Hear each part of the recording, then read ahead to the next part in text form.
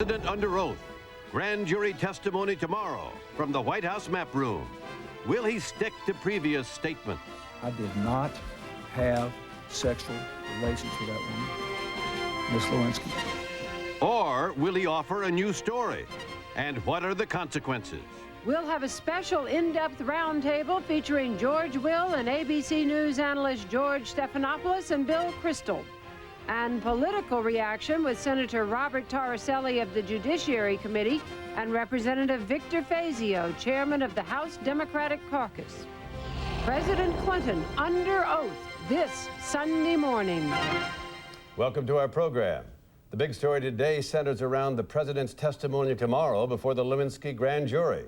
Shortly after 8 o'clock this morning, David Kendall, Mr. Clinton's private attorney, and Mr. Kendall's associate Nicole Seligman entered the White House grounds, clearly to prepare the president in a full day of very intensive discussion for that testimony. Now, we're going to do something a little different today. We don't know what the testimony is going to be, but we're going to lay out with our regular roundtable crew what the problems are that the president will face tomorrow. And Cokie, maybe discuss what his options could be. But before we get to our roundtable, we've asked Jackie Judd to review for us the critical issues that are sure to be the primary focus of the independent counsel's questioning tomorrow.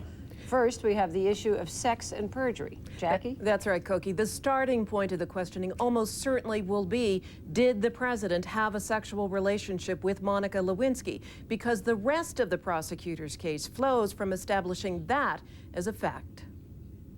This morning, a banner headline in the Washington Post. President's lawyers brace for change in story. Bob Woodward reports that Mr. Clinton's lawyers believe the president will admit he engaged in sexual activity with Monica Lewinsky, but will not admit perjury. Mr. Clinton denied it all last January to the American people. I did not have sexual relations with that woman, Miss Lewinsky. I never told anybody to lie, not a single time, never. And earlier, under oath, the president told lawyers for Paula Jones there was no relationship, no affair with Lewinsky. The lawyers had given Mr. Clinton a definition of sexual relations. It listed several points of sexual contact with an intent to arouse or gratify the sexual desire of any person, but it did not include all points of contact in oral sex. If Mr. Clinton insists that he answered truthfully given that definition, he could be faced with a series of humiliating questions to prove perjury was committed. Humiliating because, according to sources, Lewinsky provided graphic details of sexual encounters with Mr. Clinton, details that involve two-way physical contact. Lewinsky's account is not all the prosecutors have. Marcia Lewis, Lewinsky's mother, Linda Tripp, her ex-friend, and several other confidants appeared before Ken Starr's grand jury. She apparently had told them all about her alleged relationship with the president at the time it was occurring. And other witnesses have challenged other parts of Mr. Clinton's sworn testimony. The president said he could not recall being alone with Lewinsky, except when she dropped off something in his office. Mr. Clinton's personal secretary, Betty Curry, and Secret Service officers are said to have claimed otherwise. Cokie? Thanks, Jackie. We'll be back with you for the next issue in a few minutes. But first, our roundtable, George Will, George Stephanopoulos, Bill Kristol, welcome all. If the president changes his story tomorrow, what consequence will that have? George? Well, I don't know exactly, but I do know that he doesn't know what he's going to say yet. Only he hasn't decided yet, I believe. What you've seen in the last few days over the newspapers is his lawyers and his aides essentially trying to lock in a story, inform the public, let them down, and push the president towards some sort of admission. Well, what you seem to be saying is that the president doesn't know yet whether he's going to tell the truth, because I guess the truth is the truth. The oath calls for the whole truth. And all these reports we're getting that maybe it's this part or limited this or he'll do this but not that suggests, at least, if they have any basis for fact, that he's still looking for a way out other than to tell the truth. And what happens then? Can he have a way out? Well, the president knows two things. A, he knows we live in a confessional culture, in a country that's largely forgiving of people who throw themselves on the mercy of a forgiving country. Second, he knows that he does best as long as this is perceived by the public as about sex. Therefore, he would do well to confess as much as he can about sex and continue not to talk or evade or obscure the fact about the obstruction of justice and perjury. Well, can he say, I didn't perjure myself, as Jackie just laid out, but I did have sexual relations with that woman, Monica Lewinsky? I did have sexual relations with, I had sex with that woman, Monica Lewinsky, but I didn't have sexual relations with that woman, Monica Lewinsky. That is the impossible middle ground that his lawyers have been floating in the press over the last 72 hours. And I don't think he can do that. And I think Bill Clinton is a smart man, and he is thinking this through, and he is realizing, I believe, as we speak, that this middle ground his lawyers are trying to lay out is a no man's land. There is no middle ground between stonewalling, sticking to his previous story, and really apologizing and admitting that he misled Paula Jones's lawyers under oath on January 17th, and that he misled the American people on January 26th. I think if he tries to go to that no man's land in between, that's a hanging land. But before we get to the public reaction to this, remember the legal reaction. The grand jury is going to be listening. He's under oath. If he lies under oath, a lot of people believe that is even more serious than a perjury in the Paula Jones deposition. This is an attempt not to lie, but not to tell the truth. I mean, in this formulation that his lawyers have floated,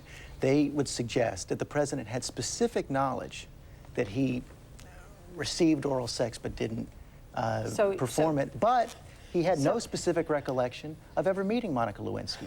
So in that case, you are caught. There's no good answer. That's why he can't do the halfway measure. The Paula Jones deposition is shot through with what looks like perjury to the untutored eye. He was asked, did you ever give any gifts to Monica Lewinsky? He says, I don't recall. Do you know what they were? So he was conceding the fact that there probably were there. And there's the case that George just mentioned, and there's also, see, we forget that what caused Ken Starr to seek an expansion of his jurisdiction to cover this Monica Lewinsky episode was the continuum it seemed to represent with Vernon Jordan raising money for Webb Hubble. And I believe that what drives viscerally Ken Starr and the prosecutors is the attack on justice that they see. Now, Cokie, what do you think? Well, I don't understand how the president can say, she had sex and I didn't, which is essentially what we're talking about here. I mean, it just doesn't work that way. And I think this middle ground is just embarrassing. It's the only word for it. He tried it once before, and he apparently finally got away with it with Jennifer Flowers. In '92, he said no sexual relations with Jennifer Flowers. Then we find that under oath in his deposition this January, he admitted he had sex with her one time.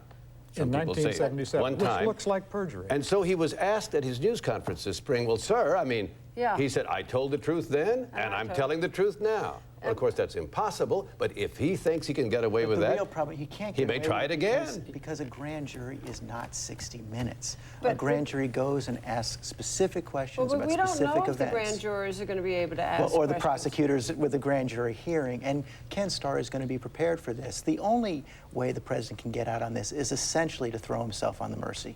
So what it seems to me part of what we might be seeing here is, you know, a trial balloon there, see how we all react to it, you know, in today, and see how his family reacts to it, because that appears to be part of the problem the president is having, is that his wife has been out in public saying, you know, that she believes him, that she believes his story. Well, excuse me. Today's Washington Post that Jackie showed with the story by Bob Woodward, in the story, it suggests that one of his problems this weekend is trying to, you know, inform Mrs. Clinton and explain it to her. Now, if there is a person in this country that believes Mrs. Clinton got up this morning and for the first time said, what? What's this? Can this have been going on? I don't know where you find that person. Morning, but I really believe that a great deal of these calculated leaks over the last few days have been a way of getting the president off the hook of having to confront his family early on. So the paper tells her instead of him telling her. George, are you telling me that, and you had some experience with the Clintons, are you telling me that she didn't know anything about this? I believe she asked him at first, and he said it didn't happen, and she took him at his word. And she went forward, and they all went forward. And I think that you can't get away from the fact that this is also a very painful human moment. These are human beings, and this is difficult. And this is not just all calculated in strategy. And he has to wake up, and in some ways it is easier. But George, if it's in the paper to go talk to she went on the air with Matt Lauer of NBC and said this was a vast right-wing conspiracy. Well, then it became an anti-Arkansas What is she going to do conspiracy, now if he says, well, honey, actually, you know, Ken Starr is right. Well, what does she do? How does she look at herself in the mirror and look at him? And I think part of the reason the way this is so difficult is because she didn't know, and now she's going to have to deal with that. Everything flows from an apology. The most ruinous thing that has happened to Bill Clinton in his life was the success he had with the Jennifer Flowers explanation. When he, after going on 60 Minutes, went out to the country and repeated over and over again, I'm being attacked for a draft I didn't dodge and a woman I never had sex with. No, didn't sleep with. Sleep with, what? Okay, so it's a matter of snoozing. When he got away with that, he became convinced that Bob Kerrey was right when Bob Kerrey said of Bill Clinton, he's an unusually good liar. Well, he's a promiscuous liar, which is not wise. But again, what's happening tomorrow, as George says, is testimony before a grand jury interrogated by experienced prosecutors. And they are going to ask him the following. Mr. President, on January 17th, you were asked, were you and Monica Lewinsky alone in the Oval Office? And you answered, I don't recall. And then you said maybe once or twice when she was bringing papers for me to sign. Was that answer truthful? And at that point, he has to say, in my view, no. No, I was embarrassed, whatever, I should never have done it, it was not truthful, I was alone with her several times in the Oval Office, etc. If he doesn't take that step, he will perjure himself again before a grand jury. And that's disaster. So he admits he's a liar. He admits he perjured himself once, but it's a little perjury compared to the more dangerous perjury, which he's now trying to avoid. And then he throws himself on the mercy of the American people. I think it's the only coherent strategy he has. No confession, no absolution. If he tries this halfway measure that the lawyers are floating, if he tries to roll out a series of half-truths, I think he's really in trouble. You're exactly right. He needs a full admission, but in addition to a full admission, he needs a full apology. He has to apologize to Hillary. He has to apologize to his cabinet. He brought his entire cabinet in and said this didn't happen, to his staff and to the country. Well, we'll be back with more on the president under oath, and later we'll get political reaction from Senator Robert Torricelli and Representative Vic Fazio. From ABC News, This Week with Sam Donaldson and Cokie Roberts, the president under oath. Brought to you by GE. From power generation to medical systems, we bring good things to life. And by ADM. Recent estimates are that if grain production stopped, we'd have enough on hand to feed the world's 5.8 billion people for 50 days. No more. That's the lowest level ever recorded. 86 million people are added to our planet each year, which is like adding a city the size of San Francisco every 3 days. People in developing nations can now afford a better diet. They want vegetable oils, eggs, meat, poultry. These are grain and feed-intensive products that parents want for their children. The trouble is the world's grain supply has its limits. So it's up to science and technology to find the answers. Satisfying a growing world's appetite for higher quality food will be one of the 21st century's biggest challenges. ADM continues to create new food and feed products from the American farmer's bounty. As we enter a new century, ADM remains supermarket to the world. The painter Degas often lit his subjects with a glow from a window. Renoir used dappled sunshine. Toulouse-Lautrec, the flicker of gas lamps. But when leading museums need to light a Degas, a Renoir, or a Lautrec, they choose revolutionary GE halogen bulbs. These bulbs make any room look its best, whether it's home to a Renoir or something equally priceless.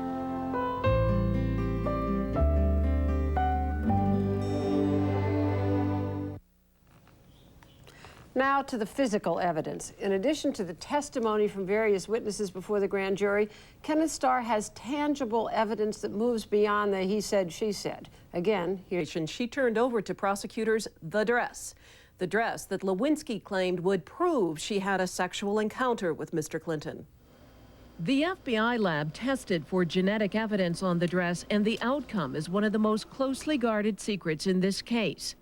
Mr. Clinton will not know the results going into tomorrow's testimony, and Starr may not even tell him then. It is that knowledge that could give Starr the upper hand in demanding answers from the president.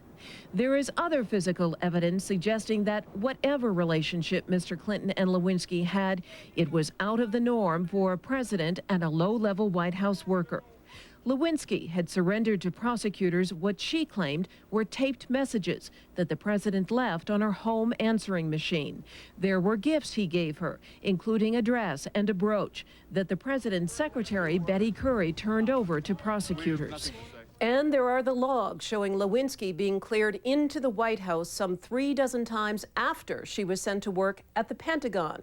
And officials there have said that the visits back to the White House were not for official business. Cokie? Thanks again, Jackie. We'll see you one more time. But George Will, these gifts, it always seemed to me, were some of the most damaging aspects of this whole case. How could you not have a relationship and be giving somebody presents? Well, remember again on the Matt Lauer interview right after this broke, Mrs. Clinton says, "You have no idea how giving and friendly my husband is. I've seen him take his necktie off and hand it to people." So that I don't think is the kind of physical evidence the president's worried about. On the dress, say Ken Starr will know the president. Well, the president knows exactly what is or is not on that dress. He was there, surely. I mean, this is not a state secret in that regard. Second, he has a long history of worrying about physical evidence. Remember the tapes with Jennifer Flowers saying we're okay if no one has pictures. But you know, the physical evidence is irrelevant, really, if the president admits to some sort of sexual relationship. The physical evidence doesn't matter. What does matter is, inside a grand jury, the element of surprise. Is there a piece of physical evidence or an event that the president doesn't know about, that somehow David Kendall doesn't know about? And I think that's what the president has to be most terrified about right now, and his lawyers, because President Clinton, when he's surprised, whether it's by Sam Donaldson or a prosecutor, tends to overreact. As he was in the questions about Lewinsky and the Jones deposition. He either over-explains or he loses his temper, and that can be a problem. Forgive me, but I think a lot of people believe it was the physical evidence that has driven the president to tell the truth, if in fact he changes his story. Without the physical evidence, you'll remember several months ago, they were floating the idea that this Monica Lewinsky fantasizes. I mean, she's just fantasizing all of this. So the fact she told her mother and she told Linda Tripp on the tapes and she told other girlfriends, they could say, fantasy. But if you have this physical evidence, can't say that. And I think that's what may have driven the president to change his story, if in fact that's what he turns out to do. But the evidence that gets you in trouble is the evidence you don't know about, not the evidence you do know about. What got him in trouble with the Paula Jones deposition was the evidence of the tapes. He didn't know that Linda Tripp had been taping Monica Lewinsky.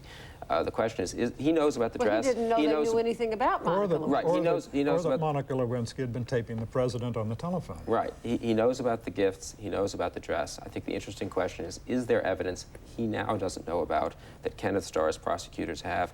Evidence presumably not of sex, maybe, but of obstruction of justice.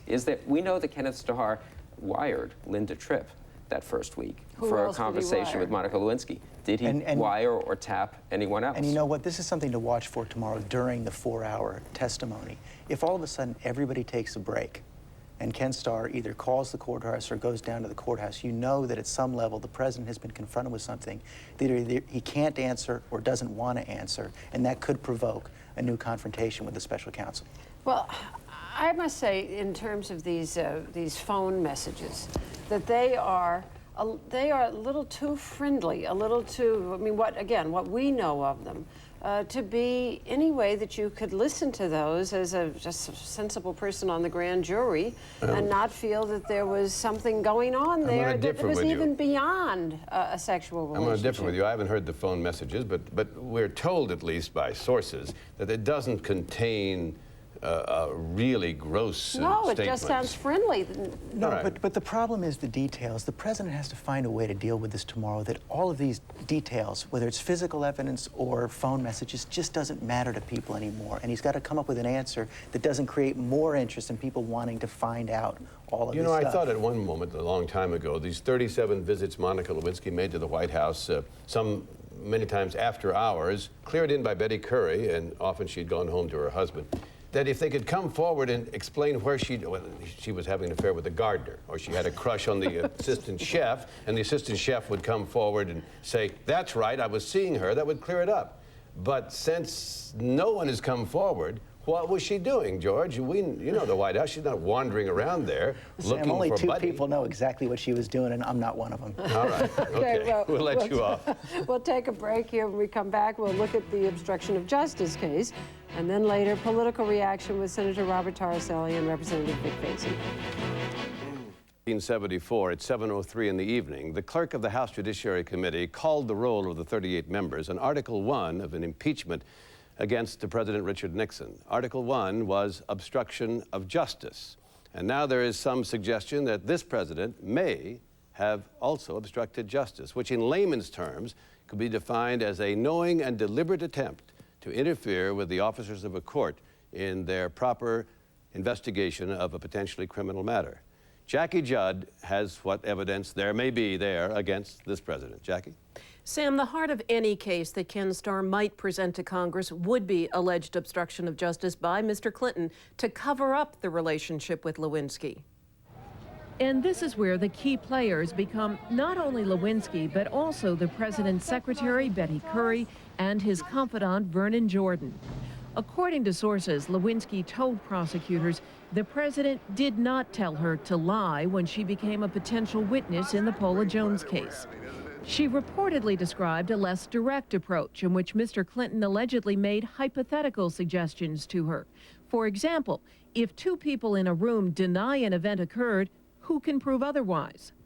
For Currie, a key question is, how did she end up with the gifts that the president had given Lewinsky? Gifts that had been subpoenaed by Jones's lawyers.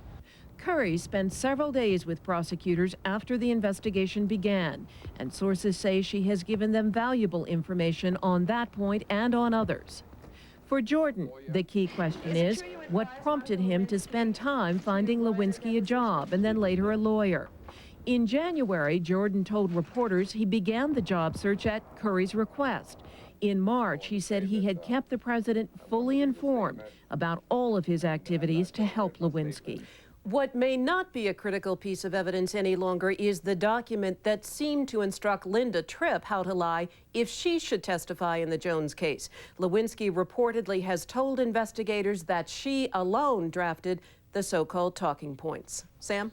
All right, Cokie, if the president has just made suggestions now, he never said, I want you to lie, just made suggestions, is it okay?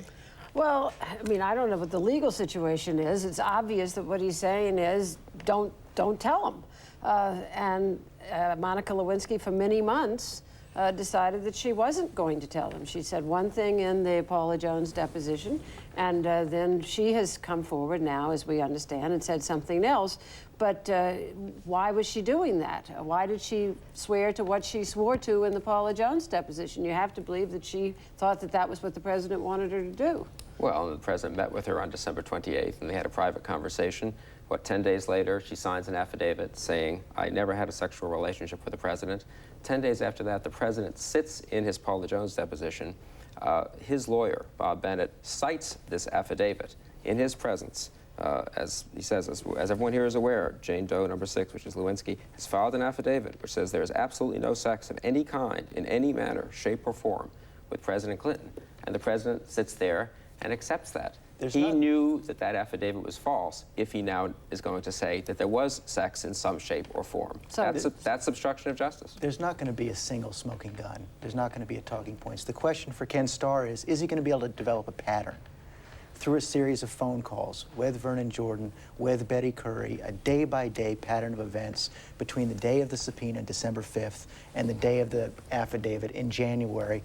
And that's going to be a common sense standard for Congress. Is there enough activity here that even though the president didn't say lie, it does appear that he was trying to obstruct justice? And the affidavit, I believe, came, one day after the job came through for Monica Lewinsky. I agree with this. It's going to be a slow accumulation of evidence that makes the mental mechanics of agnosticism simply insupportable. That you simply cannot come to any other conclusion than that there's no innocent explanation, not of this, that, or that, but of 100 different actions. Well, I'm interested in how a lot of people are saying, well, yeah, he covered it up, but it was about sex. And hey, maybe, I know someone who's covered up sex.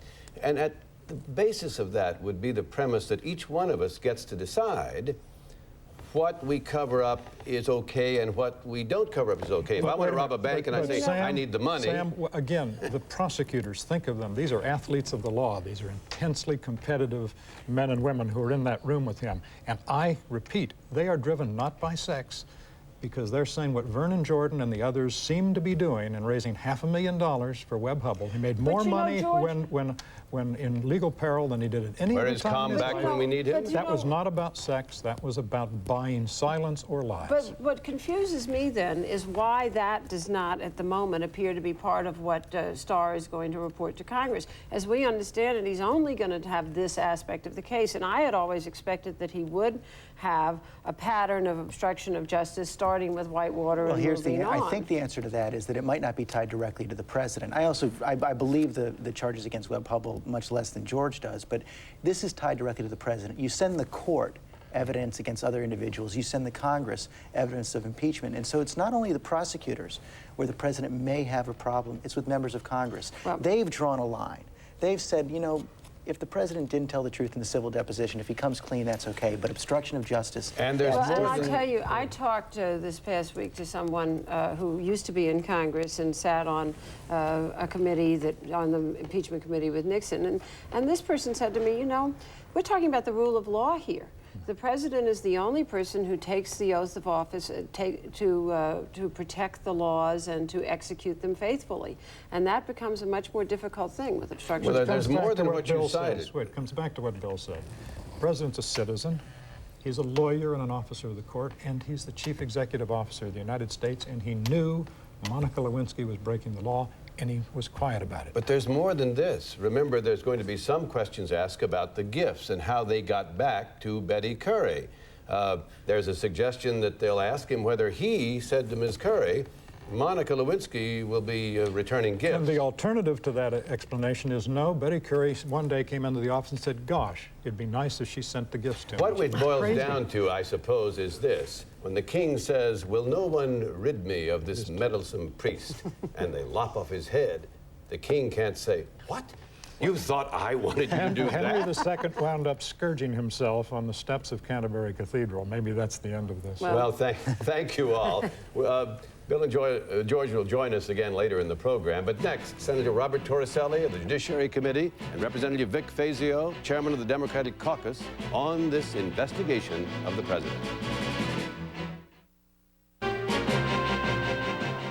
Welcome to Senator Bob Torricelli, joining us from New York, and Congressman Vic Fazio in Sacramento, California. Thank you both for being with us.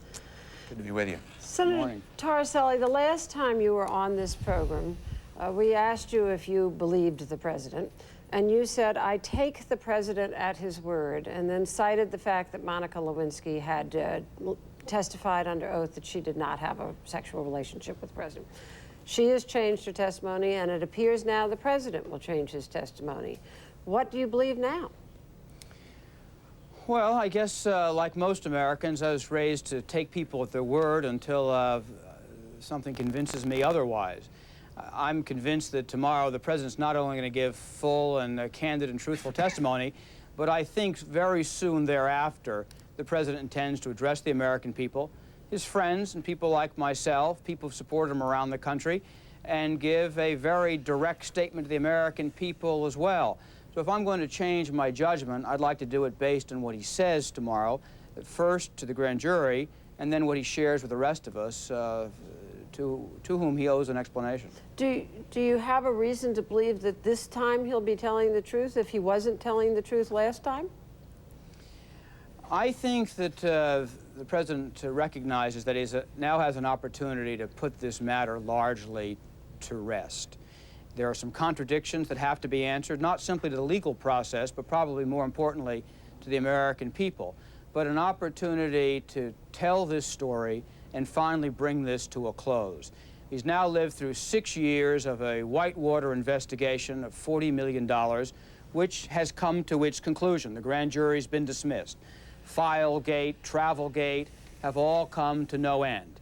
He is left with this single, but nevertheless very important allegation that he was not truthful in a civil deposition. Or to the American people. Or to the American people. And it has to get answered. But this is a country which its dominant faith is based on redemption. It is a forgiving country. If there is a contradiction, and it appears there might be, he has to explain it, but I think he can. Congressman Fazio, the president called you before he before he agreed to testify. Was it your advice that he proceed and testify? No, he didn't ask for my advice. He was interested in knowing how he was doing on the Hill, and I think he is doing very well because the themes the president has been enunciating in this particular year, Social Security fix, education, and all those issues. Will he continue to do well if he comes out tomorrow and basically says to you and to all of the other Democrats on the Hill, essentially, I didn't tell you the truth? I think the president needs to tell the truth. I think the old aphorism, the truth shall set you free, is true in this case. It will set the president free to go back to his agenda, to go on and leading the country in the middle of this international financial crisis. I think it will really help galvanize the remainder of his presidency. The American people are forgiving, and if the president needs to be forgiven, I believe they'll be there for him. Mr. Fazio and Senator Torricelli, if the president does change his story, we don't know that, but if he does change his story, admitted he lied, who believes him after that? Does Saddam Hussein believe him? If he wags his finger at Saddam Hussein and says, I'm telling you, Saddam, does Saddam laugh? I don't think anyone assumes, Sam, that we'd be looking at sexual activity in the White House with a special prosecutor for that purpose. Neither do I think that people look at the issues that we've been talking about this morning in the same context in which they look at the president's role internationally or domestically. And to make that connection, I think, is a fraudulent. Well, I think it's quite right that there are different roles and different connections, but to put it bluntly, and again, we don't know his story, Senator, if he lies in one matter, how do we know? In governing the country, you say the country's forgiving, but for the rest of his presidency, when do we know to believe him and not believe him? You know, Sam, I know the press and many analysts have been confounded from the beginning of this problem of why the public reaction has not been different. I think the American people have a right to expect the truth from their president.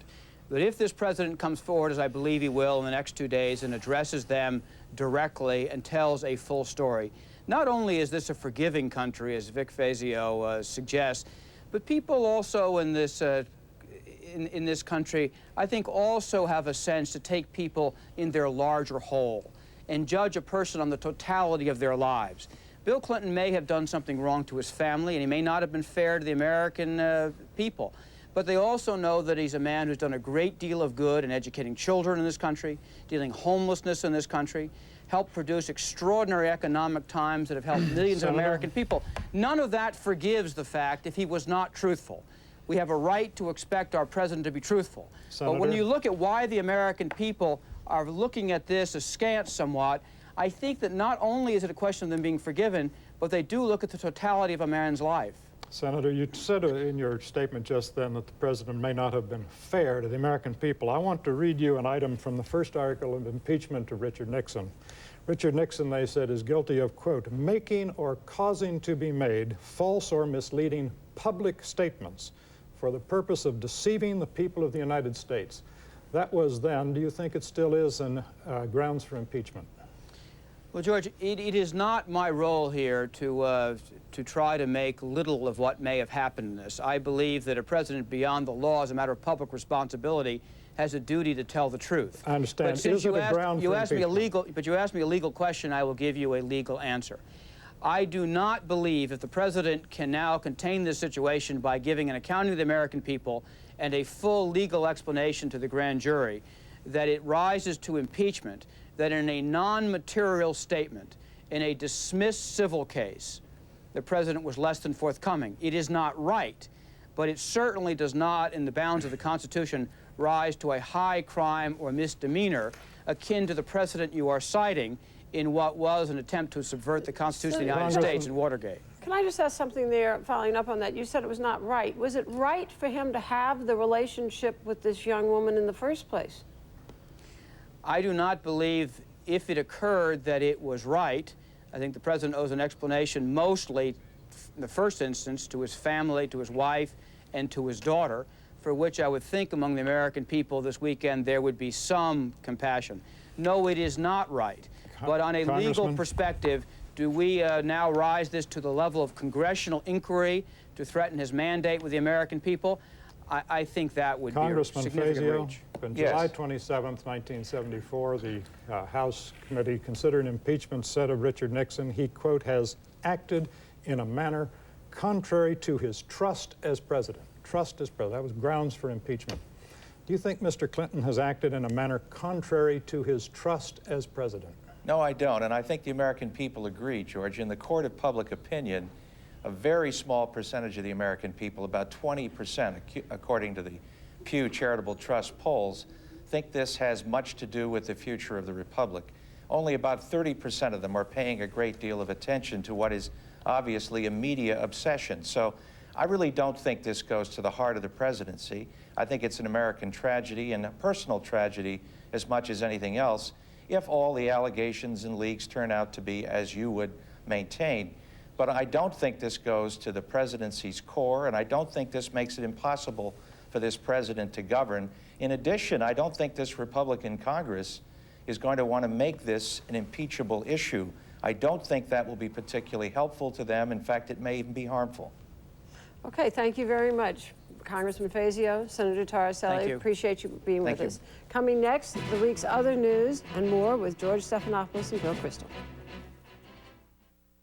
Of course, the two principal ones this week have their covers out, and as you might suspect, Newsweek, Under Oath, a picture of the president, and Time Magazine, Truth and Consequences.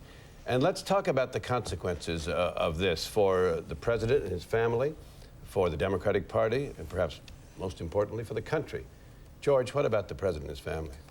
Well, first of all, for the president, it all depends on what he does tomorrow. And I think if he tells the truth and he comes forward to the American people, he can at least go on with his presidency. There'll always be a shadow over it, but he will have at least taken responsibility for a pretty sordid 7 months. Forgive the felonies if, in fact, he admits to felonies? Yeah, and I think that's right, because I think that even though there's no excuse for what has happened over the last 7 months, the American people don't want this to go on. But he for can't another do year. an I didn't inhale, and I didn't, I wasn't ever drafted, and I didn't. Full admission, full apology. Well, The presidency's over. This is, as Bill Kristol's magazine says this week, this is a Potemkin presidency. There's the trappings, the Marine Band, the White House Guards, nothing going on and nothing will go on. You go down, again, the list of all that he asked for in the State of the Union address, nothing is happening. Carl Everett Ladd, a very respected pollster, reminds us of something.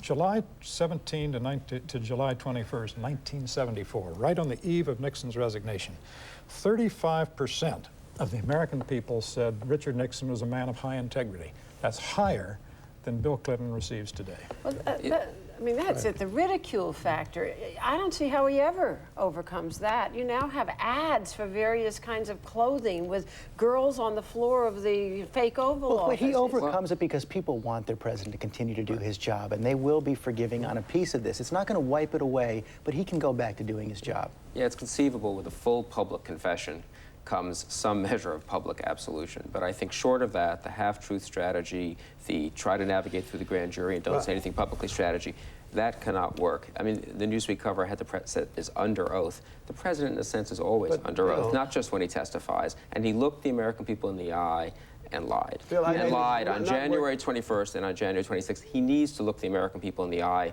and say, I'm ashamed of what I did wrong. Let me go forward. And I suspect the American people might let him then go forward. But work at what level? I'm really not as mean a guy as I look, I think. I mean, I don't think my heart is as hard as some people might think, because all of us need some compassion at times. If I were seen to have deliberately done a story on ABC News, knowing it to be false, I would hope for some compassion. I'd hope my friends would think, but I should be fired. I should not be kept on. I think the question now is not whether Bill Clinton deserves compassion as a human being, understanding, we're all fallen angels, but is he qualified to be, and should he continue to be, the leader, the man to whom we look up to in this country, if in fact he has done these things. I say if he has done these things, he is not qualified to be the leader, Brother, I'll help you up. Well, I'll give you $1 if you need it. But you can't be the President of the United States. There is a difference. There's a real difference between a civil suit that has been dismissed and a grand jury. Well, George, I'm talking about the whole suggestion of accusations, which includes subornation of perjury and obstruction of justice. I don't want to prejudge the evidence. I'm saying if it turns out he has committed all those acts, he's not qualified to be President of the United States. The problem is as compared to whom and what. Big if, right. And, you know, that is what the Congress is now going to have to grapple with. I mean, it's my view, and I've talked to a lot of the people in the Judiciary Committee, I think that Kenneth Starr is likely to report to Congress within the next month, and that then they will do a very quick review, and it would not surprise me if they then are forced to have a vote on a resolution of inquiry into an impeachment before the election. Well, we've heard, Cokie, the stories that perhaps Mr. Starr will send a report to Congress and also move to indict the president in the criminal courts, suspending the indictment until the end of his term. I don't even know whether that's constitutional. But if he were to do that, and if there were some indictment hanging over the president, how could he conduct his office? Well, look, he could conduct his office, but Cokie is right. Too many political observers in Washington are saying the Republican Congress is chicken. They don't want any part of this.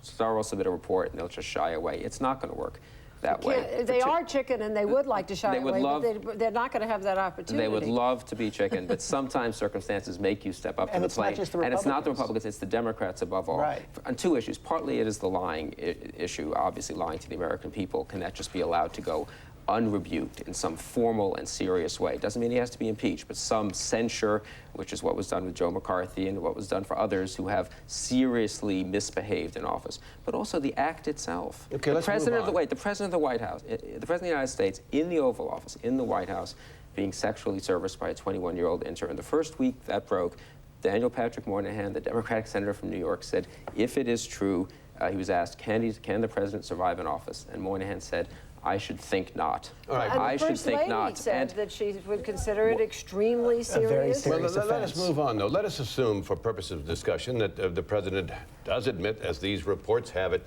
to some wrongdoing and changes his story. But let us also assume, for purpose of discussion, that he remains in office. What does this do to the Democratic Party? What does this do, more importantly, to the United States and the world? The Democratic Party needs a few things from the president. They need, first of all, the president to say it was wrong and to apologize for it. That gets them off the hook, and the party can say it was wrong. They also can't appear to be covering up for the president. And that goes to your point, Cokie, about a resolution of inquiry. If Ken Starr really does have serious evidence in the report, they're at a minimum going to have to vote for the inquiry. Now, once that inquiry starts, they're loaded for bear. Because Ken Starr has been abusive of his office. Ken Starr has gone too far. And there are a lot of Democrats on the Hill, particularly on the Judiciary Committee, who are ready to make that case. They're also aware that a point could come when their interest and the president's interest diverge. You ask about the party in the country. About the party, I believe in the year 2000, the country's most profound desire will be to take a shower. And that cannot help the Democrats. Second, the Democrats from 1968 until the present had to get out from under the vague aspersion that it was strange, that it was the home to people with weird values. Well, they've just nominated Jeffrey Feiger for governor in Michigan, but so you ask they're doing about a the pretty country. good job Sam, of let me try pointing and that. say for the four of you why I think this crisis is more dangerous, with more long-lasting effects than Watergate. When Richard Nixon got in trouble, he said, I will survive by obscuring the facts. Mr. Clinton has said, I will survive by cultivating public indifference to the facts. He depends on corrupting the country. No one in Nixon's age said, he lied, he abused power, but I like his China Richard policy. Nixon destroyed the tapes. He didn't obscure the facts. It is very different. These comparisons He said he wished he destroyed the tapes. Well, 17-minute gap. These comparisons are pernicious. This was activity in office by Richard Nixon. It doesn't excuse President Clinton for a moment, and I think you're exactly right. By letting this go on for 7 months, he's defined deviancy down. But Watergate and this are not the same. But here's what we don't know about the next weeks and months. I mean, have people discounted the fact that he's lied to them, and once he gets some form of confession out there, he sort of skates free? Or is it the opposite, that people somehow know he's lied, but being told he's lied, and him admitting he's lied is very different. Exactly. The shock of the president standing up there and saying, I had sex in the Oval Office with a 21-year-old intern. So people are not as sophisticated as they appear to be, and if he has lied directly to them, look what's happened. they say, wait a second, this is intolerable? Look what's happened perhaps in foreign affairs. This week we've learned that while the United States has continued publicly to insist that Saddam Hussein will comply, he will allow those inspections. We now know privately that our Secretary of State had said to the UN man in charge, Mr. Butler, let's not do it now. Well, let's not provoke an inspection now. Now, wait, she does not deny it. She practices Clintonitis. What she says is, I did not tell Butler. That's right. But And we the White discussed House, the Mr. timing. McCurry says he was not ordered to. Now we have to unpack the meaning of the word tell and the meaning of ordered, and we're back to the cleverness of fundamentally dishonest people. Well, if this happened, and the evidence suggests that it did happen in some form, was this because this administration felt at this particular moment, with this scandal so fresh? Absolutely not. Is not. Absolutely not. Okay. Richard Butler has been working very closely with the United States and the United Kingdom. There's obviously leaks coming out of his people who want it to go farther, but there's more to this story. Well, then, George, if there were that other meets the reasons, eye. why didn't we publicly announce we were changing our policies? Why did we lie because we're to not, the American because people? we're not changing our policy. There's a very credible argument here that what they were doing is not trying not to let Saddam off the hook, that this was a fake inspection that he would have been able to propagandize, and they didn't want him to do No, it. I don't think it's actually due to Lewinsky either, but appeasement always leads to deception, because you can't stand up and say, you know, we're appeasing Saddam, we're appeasing Milosevic, we're appeasing China. And I do think the foreign policy consequences of all of this appeasement of dictators is very dangerous Well, for the and country. also I think that they all certainly feel that this is a time when they can be mischievous. That Saddam is clearly feeling that way, the situation in Kosovo, there's a crying need for American action, the Asian financial crisis, Russia could be falling apart. I mean, you really have a Middle East peace process is completely disintegrating. I mean, you have a whole variety of things where America is needed,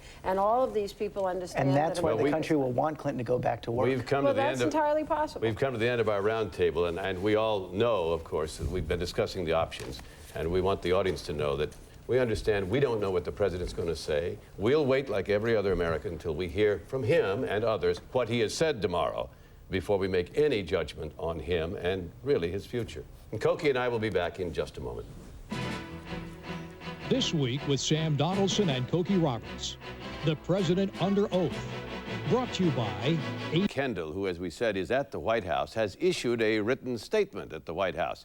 Mike Von Fremd is there. Mike, what does the statement say? Good morning, Sam. As you say, the president's personal attorney, David Kendall, who was at the White House this morning, has just issued a written statement saying, quote, there's apparently an enormous amount of groundless speculation about the president's testimony tomorrow. The truth is the truth, period. And that's how the president will testify. End of statement.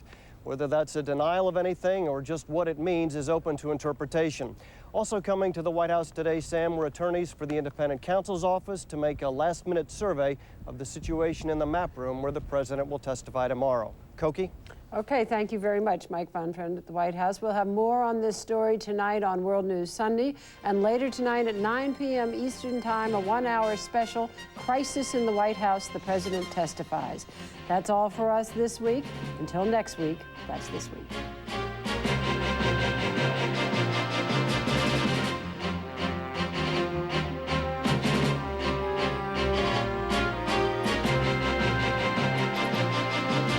To order a video cassette or transcript of This Week with Sam Donaldson and Cokie Roberts. Donaldson and Cokie Roberts has been a presentation of ABC News. More